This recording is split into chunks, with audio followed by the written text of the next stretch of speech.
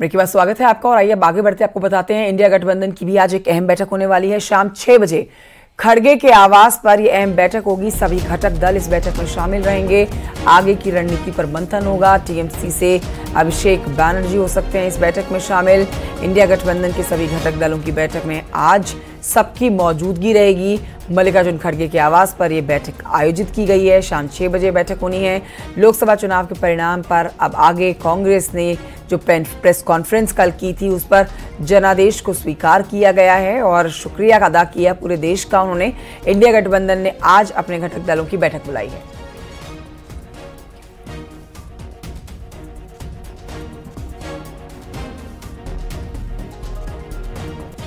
तो आज एक तरफ इंडिया गठबंधन की भी बैठक, सारे घटक दल जो सहयोगी दल हैं वो बैठक में मौजूद रहेंगे, तो वहीं एनडीए की भी आज अहम बैठक होने जा रही है।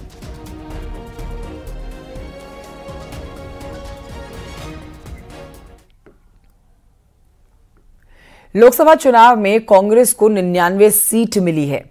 यूपी में कांग्रेस ने अच्छा प्रदर्शन किया है। इसके लिए राहुल गांधी ने यूपी की जनता का आभार जताया और कहा कि यूपी की जनता ने कमाल कर दिया है। यूपी की जनता से मैं कहना चाहता हूं, आपसे ज्यादा पॉलिटिकल विजडम, मतलब आपने कमाल करके दिखा दिया। यूपी की जनता ने कमाल करके दिखा दिया। नहीं, बहुत सारे स्टेट्स ने कमाल करके दिखाया, मगर बीजेपी यूपी ने हिंदुस्तान की राजनीति समझकर, कॉन्स्टिट्यूशन पर खतरा समझकर उत्तर प्रदेश ने कॉन्स्टिट्यूशन की रक्षा की है। और मैं सब स्टेट्स का धन्यवाद करना चाहता हूं, मगर उत्तर प्रदेश को मैं स्पेशल कहना चाहता हूं। आपने कांग्रेस पार्टी का, इंडिया गठबंधन का समर्थन किया, बहुत बहुत धन्यवाद। और इसमें यूपी में एक और बात मैं बोल देता हूं, एक और बात यूपी के बारे में बोल देता हूं। इसमें मेरी बहन प्रियंका गांधी का भी काम है।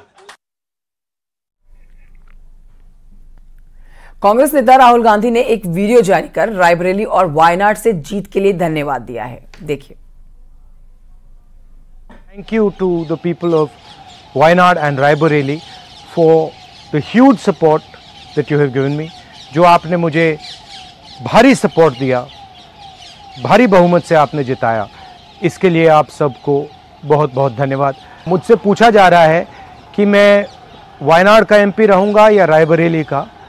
मैं तो दोनों का रहना चाहता हूं। धन्यवाद, जय हिंद, कांग्रेचुलेशंस और बधाई आप सबको। नमस्कार। तो यूपी में शानदार प्रदर्शन पर प्रियंका गांधी ने भी कहा है कि भाई मुझे यूपी की जनता पर गर्व है। सुनिए। यूपी की जनता को क्या कहना चाहिए मैम? मैं अपनी यूपी की जनता को ये कहना चाहूंगी कि उन्होंने बहुत ही विवेक दिखाया और मुझे सबसे ज्यादा गर्व अपने यूपी पे है। उधर अमेठी से स्मृति ईरानी को हार का मुंह देखना पड़ा है और हारने के बाद स्मृति ईरानी ने भी प्रेस कॉन्फ्रेंस की। तो वहीं दूसरी तरफ केएल शर्मा ने कहा कि भाई जनता ने जो विश्वास मेरे ऊपर जताया उसके ऊपर काम करेंगे। किया तो मैं लड़ा, ठीक है।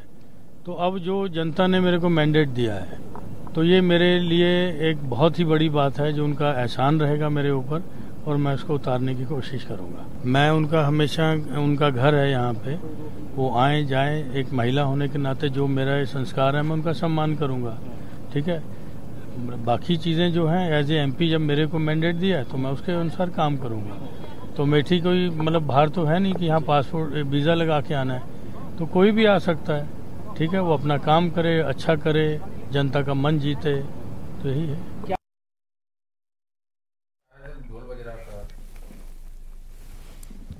लोकसभा चुनाव के नतीजों के बाद यूपी बीजेपी के अध्यक्ष भूपेंद्र चौधरी ने प्रेस कॉन्फ्रेंस की और भूपेंद्र चौधरी ने प्रेस कॉन्फ्रेंस करके जिन जिन सीटों पर हमारी हार हुई है उन सीटों पर समीक्षा की जाएगी और क्या बड़ी बातें कही हैं, सुनिए। प्रदेश के परिप्रेक्ष्य में निश्चित रूप से परिणाम हमारी अपेक्षा के अनुसार नहीं आए हैं। हम एक लोकतांत्रिक दल के नाते आपस में बैठ के बातचीत करके उन परिणामों की समीक्षा करेंगे मैं चुनाव में विजयी सभी प्रत्याशियों को शुभकामनाएं देता हूं और पार्टी के सभी कार्यकर्ताओं और सभी साथियों का वंदन करता हूं कि उन्होंने रात दिन एक करके अपनी पार्टी के प्रत्याशियों को विजयी बनाने के लिए परिश्रम किया है। कभी यूपी में शिखर पर रहने वाली बीएसपी आज शून्य पर है। 2019 के चुनाव में 10 सीटें जीतने वाली बीएसपी इस बार ना तो लोकसभा में दिखाई दी और ना ही राज्यसभा में अब दिखाई देगी। लेकिन सबसे बड़ी बात यह कि बीएसपी का पूरा वोट बैंक कहां शिफ्ट हो गया है। क्या समाजवादी पार्टी की ओर दलितों का झुकाव बढ़ा या फिर कांग्रेस को बीएसपी के अकेले लड़ने का फायदा मिला, आपको दिखाते हैं इस रिपोर्ट में।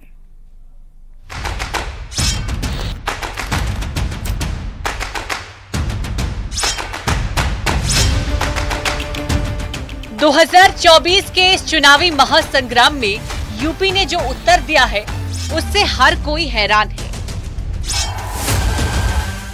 इंडिया गठबंधन ने जहां जबरदस्त प्रदर्शन किया, देश के सबसे बड़े राज्य में एसपी और कांग्रेस को काफी फायदा हुआ है। लेकिन मायावती की बहुजन समाज पार्टी को यहां सबसे ज्यादा घाटा हुआ है। 2019 के चुनाव में बीएसपी ने जहां 10 सीटों पर जीत हासिल की थी, इन 10 सीटों को तो छोड़िए, बीएसपी का खाता तक नहीं खुला। इस बार उसके खाते में एक भी सीट नहीं आई, यानी कि यूपी में बीएसपी का सुपड़ा साफ हो गया। ऐसे में इस बार यूपी से लोकसभा में बीएसपी का एक भी सांसद नहीं होगा।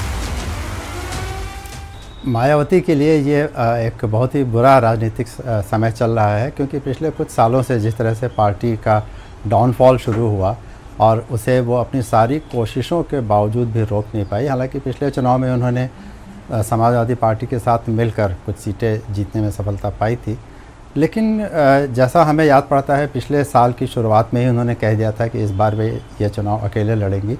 शायद उनको अपने ऊपर कॉन्फिडेंस था, जो कि आज ओवर कॉन्फिडेंस लग रहा है। और इन्हीं खबरों के साथ एक छोटे से ब्रेक के लिए रुक रहे हैं, जल्द लौटेंगे।